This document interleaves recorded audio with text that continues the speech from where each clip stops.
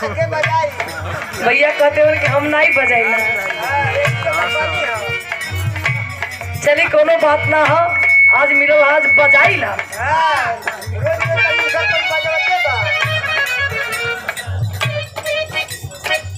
भैया आप लोग हंस के नहीं घट ना जाई।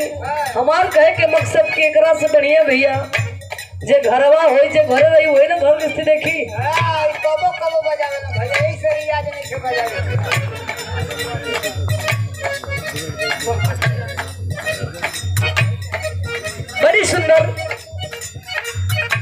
बड़ी सुंदर लाइन का बजले भैया।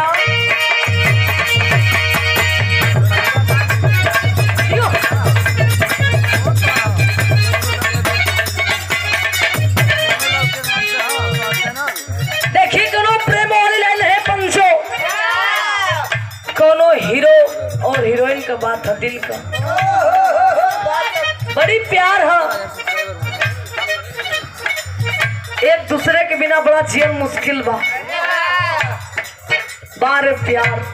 लेकिन ये पंचो जब लड़की के घर वाले लोग मम्मी पापा शादी के दिन जब तय कर दिलन, ई खबर जब प्रेमी का पता चलल, बड़ा दुख भइल बेचारा के। दिल पर तो चोट न लगल कहरा। काहे सब छूट गइल, काहे ना दिल पर चोट लगी। सब मिलिए जाई। लेकिन लड़की अपन मजबूरी बतावे। ये गीत आप लोग कैसेट के माध्यम से आप लोग सुन ले हमार भैया, लेकिन कैसे कहना बाका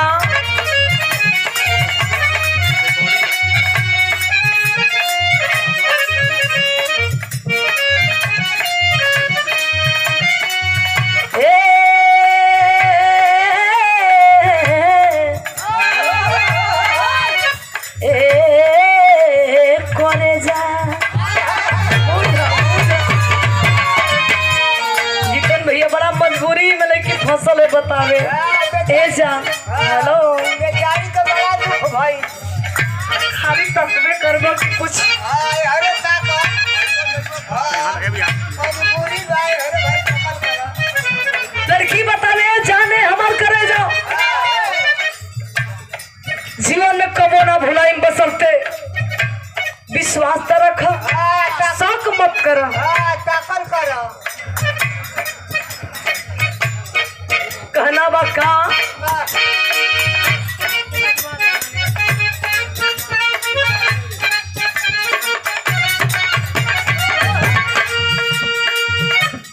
शंका के नाम मिले दवाई,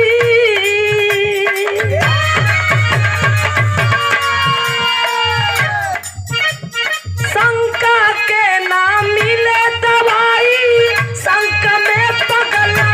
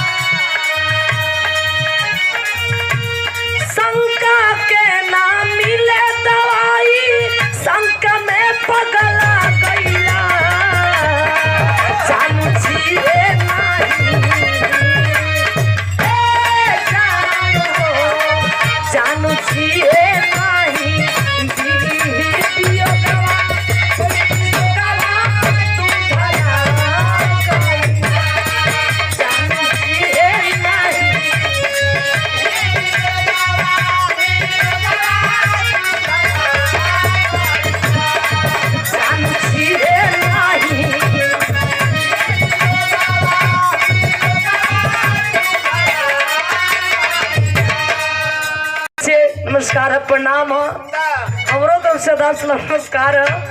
यही तरह प्यार बनौले रही दीवाना भैया तो चालू भाई। लेकिन एक लाइन और बतावे जान, बुझा बुझा कैसे बताए भैया।